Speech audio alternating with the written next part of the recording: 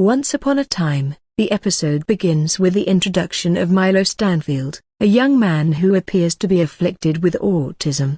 Milo's keen observation skills lead him to notice a woman entering a florist shop to purchase flowers. Simultaneously, he engages in complex calculations, analyzing the cause and effect of his surroundings. He anticipates a passenger bus approaching a pothole while a cyclist speeds by. Seizing the moment, Milo crosses the road and places a ballpoint pen on a letterbox adjacent to the pothole. With confidence, Milo walks away, believing his plan will succeed. Suddenly, a car drives over the pothole, splashing water onto the pen and causing it to fall to the ground. This catches the attention of an elderly man reading a newspaper, who bends down to pick it up. As a result, the cyclist swerves to avoid the man, colliding with the letterbox and tumbling into a nearby fruit shop.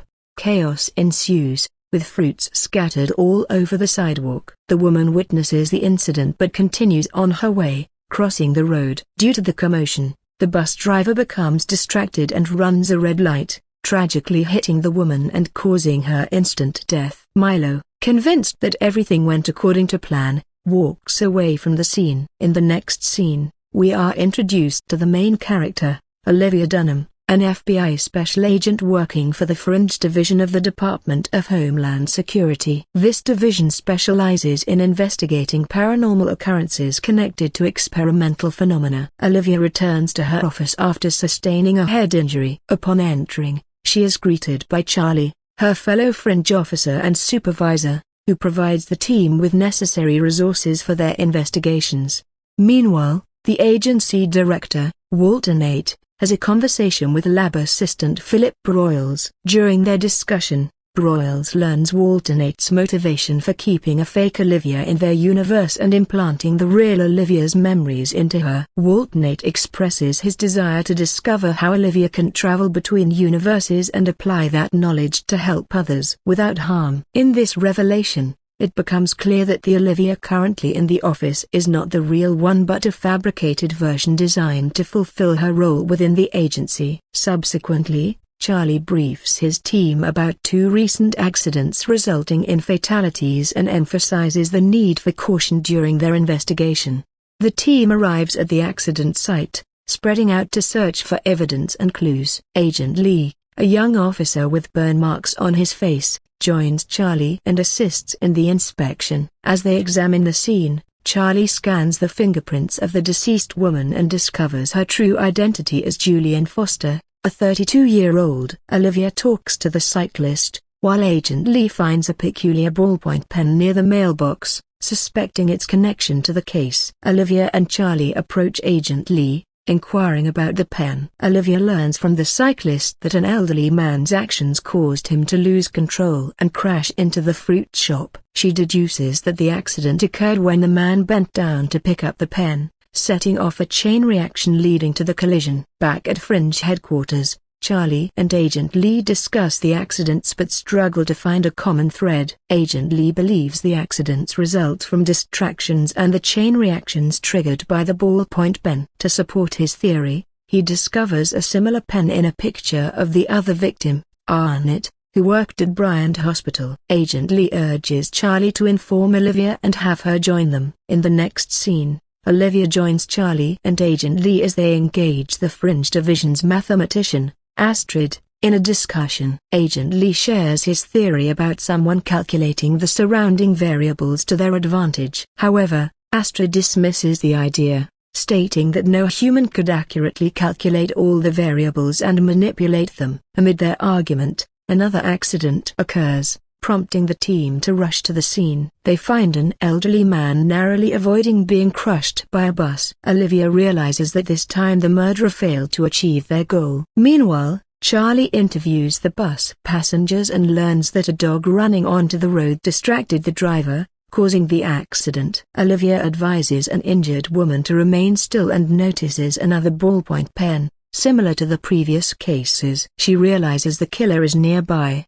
and the commotion is far from over. Observing her surroundings, she spots Milo watching from an overhead bridge. As per Milo's calculations, a bus approaches from behind, hitting a man attempting to cross the road. Olivia confronts Milo, aiming her gun at him and demanding his surrender. However, due to a bicycle Milo had previously thrown, the bus deviates from its course, passing directly under the bridge. Milo jumps from the bridge, landing on the bus's roof, and escapes. Having fled the scene, Milo arrives at his home, where his younger sister, Madeline Stanfield, greets him. Madeline informs Milo about frequent phone calls from the hospital, but he disregards her, arrogantly claiming to have already studied her patterns and able to predict her actions. To prove his point, he completes her sentences, exhibiting his superiority. However, when Madeline shows him a toy horse their mother gave him before her death, Milo falls silent and walks away, leaving Madeline desperately trying to stop him. In the following scene, Agent Lee goes for a regular skin checkup at the hospital, where he encourages Olivia to investigate the case and discover the connection between the three victims. Olivia returns to work with Charlie and interviews a witness of the accidents. While examining the victims, she discovers that Annette worked for Bryant Hospital, and Julian worked for a company associated with a medical survey group at the same hospital. Realizing the connection, Olivia and Charlie rush to the hospital and meet Dr. Levin, the chief doctor. Dr. Levin takes them to his office, where he recognizes the victims and reveals the link between them. When Charlie expresses his desire to meet other doctors, Dr. Levin shows him a video of his patients. In the footage, Olivia recognizes Milo and inquires about him. Dr. Levin explains that Milo participated in a drug trial called Nootropic, intended to enhance cognitive abilities and intelligence. Milo developed the ability to use complex mathematics accurately against anyone, but he is unresponsive to their attempts to revert the drug's effects and return to a normal life. Milo has been eliminating anyone who tries to control him or alter the drug's effects. In the subsequent scene, Olivia, Charlie, and Madeline decide to visit Madeline as she is Milo's guardian. While leaving the hospital premises, Milo observes Olivia, recognizing her movement patterns. Charlie and Olivia arrive at Milo's house, where they are welcomed by Madeline. They inform her about Milo's heinous actions and inquire about his whereabouts. Madeline reveals that Milo never confides in her and hands Olivia a letter stating her intention to leave Milo, as she is exhausted from taking care of him. In the letter, she secretly provides the location of Milo, a hotel named Patricia. Later, Olivia and Charlie decide to investigate the hotel without backup. Meanwhile, Milo watches from the window of the Patricia Hotel, visualizing the events following Olivia and Charlie's arrival. Utilizing his predictive abilities, he anticipates that Olivia will chase after him when she spots him there. Additionally, he foresees her demise when she takes an oxygen break while running through a construction site. Contrary to Milo's predictions,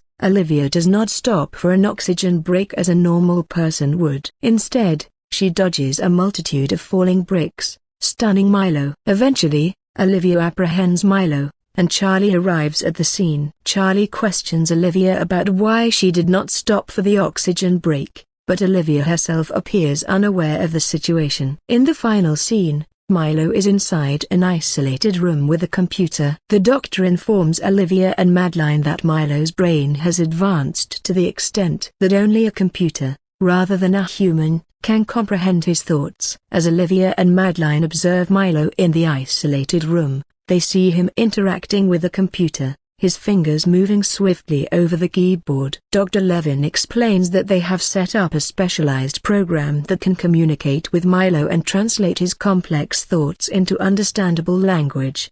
Curiosity getting the better of her, Olivia approaches the computer and asks Milo a question. The screen flickers for a moment before displaying a response. "I knew you would come. I knew you would be the one to understand." Olivia is taken aback by Milo's words. She realizes that Milo's actions were driven not by a desire for power or control, but by a profound sense of loneliness and the need for someone who can truly comprehend him. She begins to question her initial judgment of Milo as a cold-blooded killer. In a moment of vulnerability, Milo admits that he feels trapped within his own mind. His extraordinary intellect has isolated him from the world, leaving him unable to connect with others on a deeper level. He sought control and predictability as a means of finding some semblance of stability in his life. Olivia, touched by Milo's confession, starts to see the humanity behind his actions. She realizes that he is not a monster but rather a deeply troubled individual. She begins to wonder if there is a way to help Milo find a balance between his exceptional abilities and a more fulfilling existence. Driven by compassion,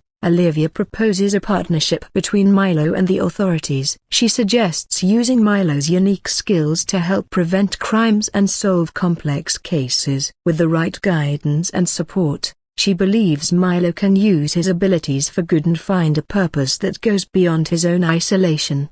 Dr. Levin, cautiously optimistic, agrees to explore this possibility. He recognizes that Milo's intellect is a valuable resource that, if channeled properly, could make a significant impact on society. As the scene fades out, Olivia, Madeline, and Dr. Levin begin to discuss the logistics of Milo's new role. They are determined to give him a chance at redemption and help him find a place where his exceptional mind can be understood and appreciated.